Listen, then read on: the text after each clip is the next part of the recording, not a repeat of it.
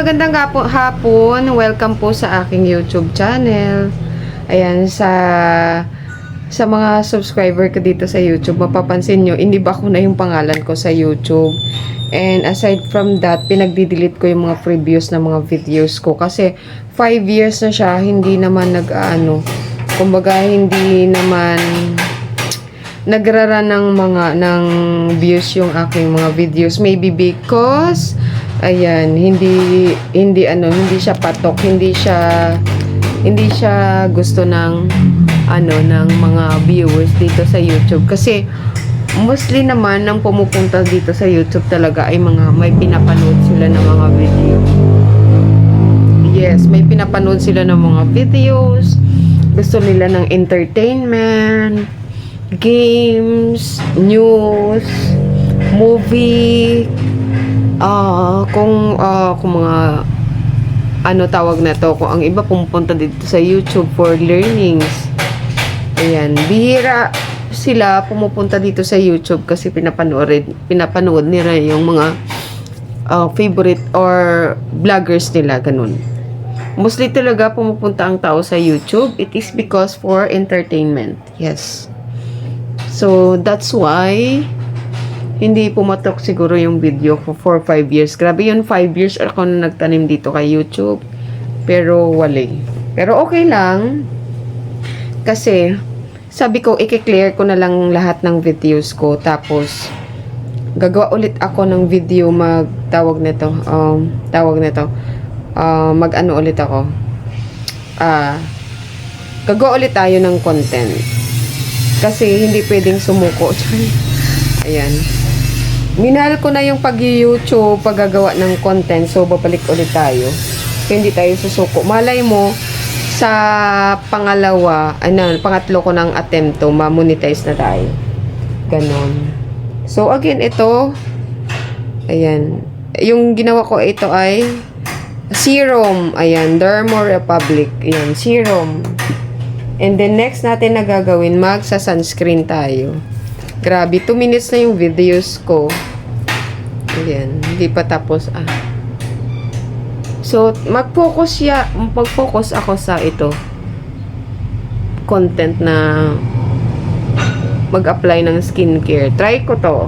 Malay mo pumatok. Para lahat ng mga subscriber ko, tawag nito ay ma-push tayo na magpaganda tayo. I'm already 40 years old. Minsan napapabayaan ko na rin yung sarili ko. Tapos, yun, parang, mula nagkasakit ako, hindi na ako nagpapaganda. Yes, tinatamad ako. Kahit nga, pag-content ko nga, affiliate ko sa isang app, sa TikTok, hindi ko na ginagawa. Bigla akong tinamad. Sabi ko sa sarili ko, baka yung content hindi talaga para sa akin. Kasi 5 years hindi ako na-monetize. Ganun ka bongga, no? Yung iba nun sumuko na. Ako hindi naman ako sumuko. Kumbaga nga lang, may napanood kasi akong videos na na tawag nito, na kung hindi patok na yung mga videos mo, i-try mong i-delete mo lahat ng video mo, tas gumawa ka ulit ng another videos na baka magpatok sa audience. Ayan. Tapos na tayo mag-sunscreen.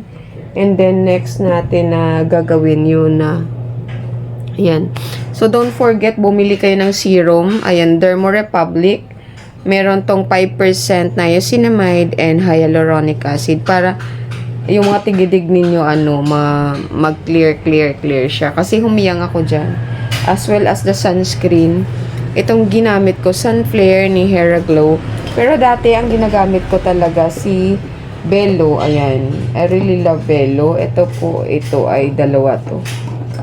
Yan, Ito naman ay, tawag na to, Watermelon Kiss. Dalawa yan sa lai. Bumili kayo, tawag na to, mag-invest kayo ng inyong mga pagpaganda. Tapos, ayan, ito, lotion. Binigay ito ng client ng asawa ko sa kanya from Thailand. And then ginagamit kong talc. Don't forget, ayan, si Sofia by personal collection. Tapos yung lotion nila mabango din. Sofia, yung rejuvenating, a perfume rejuvenating lotion. Ayan. Pag may mga kakilala po kayo nagpe-personal collection, mag-check out order kayo ng mga products nila. Napakaganda. Tapos favorite cologne ko, Coolidge personal collection. 100 ml ang bango nito, Momshi. Ayan. Tapos ito rin si Admire ng J Fragrance. Mabango din. Fruity scent siya na mild lang, bango. Tapos naglalagay din ako ng Vitry sa aking buhok. And then sa gabi naglalagay ako ng Mina. Mina. As well as, ayan, maglalagay tayo nito ng Aimo o tawag nito, eye drop sa aking mata kasi ayan, lumalabo na. Binili ko naman to siya sa Watson. Maglalagay tayo ng Aimo, ha.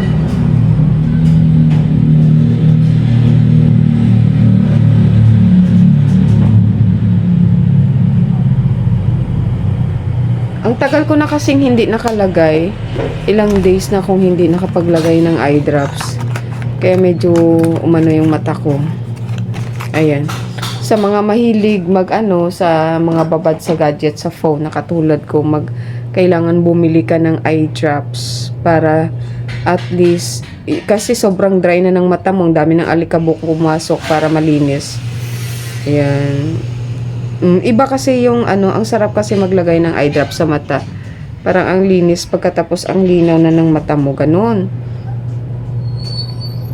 Ang tagal ko nga hindi nakapaglagay nito, kaya ang sarap sa mata, ayan, biglang luminaw, lumamig, kasi ang daming mga alikabok sa ating mata na kailangan malinis din, di ba? Lalong-lalo na yung labas ng labas dyan. So maglinis muna, magpalit muna akong damit, mga mamshi. Hi, I'm back. Tapos na tayo magbihis. Ayan, pumayat ako kasi nagkasakit ako pang 8 days na to ngayon na may ubo ako. As in, kasi dito nga malamig, malamig.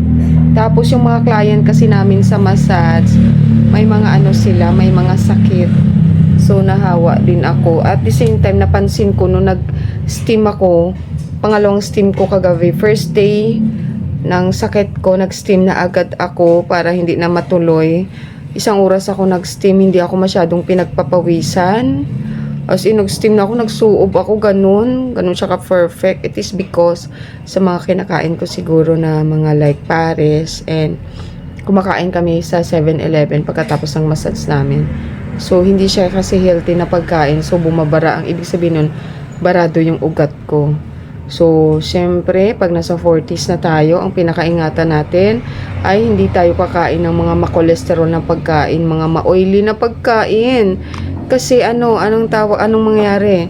Pwede tayo magkaroon ng ma-stroke tayo kasi yung ugat natin bumabara. So, pag bumara yung ugat natin, mahirapan mag-pump ng blood yung ating part papunta sa brain natin o sa mga organ. So, possible, magkaroon na ma-stroke ang tao. So, ganun, ha. Kumbaga, it's a friendly reminders lang as well as sa akin also na bawas-bawasan ko yung kain ng Paris. Ganun. Kaya ngayon, siguro, I think 1 week na kaming hindi kumakain ng Paris and 1 week na rin kami hindi nagsi 7-Eleven. Kumbaga, once in a while lang dapat. So, dapat isda, prutas, at gulay.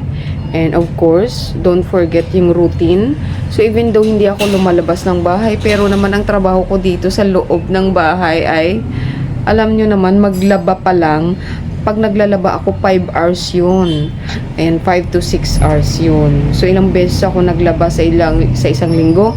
Naglaba ako kahapon, Wednesday, I think Monday naglaba na ako, and then Wednesday naglaba ako. Yes, so ngayon ulit maglalaba ulit ako ngayon, Thursday. So doon pa lang sa paglalaba, paglilinis, ayan, na yan kumbaga nakaka-exercise na rin natin yan. Kasi yung iba, kaya nanghihina sila kasi wala silang routine. Hindi sila naglalakad, hindi sila, yung movement, kailangan kasi natin ng proper movement sa katawan natin. So, medyo marami na akong sinabi. So, again, So, sa mga bago pang nanood ng aking YouTube, please subscribe me. Ayan, para naway mamonetize na tayo ngayon. Okay, magpo-focus po talaga ako sa beauty tips, char. Oo, beauty tips para kahit ako na-inspire ako na magpaganda. Kahit nandito lang ako sa loob ng bahay, ganoon. Ayan, pumayat si Lisel. So, pero okay lang yun. At least bawas-bawas yun. Bawas-bawasan yung timbang ng ating katawan. Wala po akong work. Ang trabaho ko po dito sa loob ng bahay, full-time housewife, and I'm also a full-time massage therapist. Ayan, meron po kaming sariling massage dito sa loob ng bahay. So, sa mga subscriber ko dito sa YouTube, kung bago ka pa sa YouTube, kung malapit ka dito sa Green State, Imus, Cavite, please visit our massage para magkapagkwentuhan naman tayo. Bye!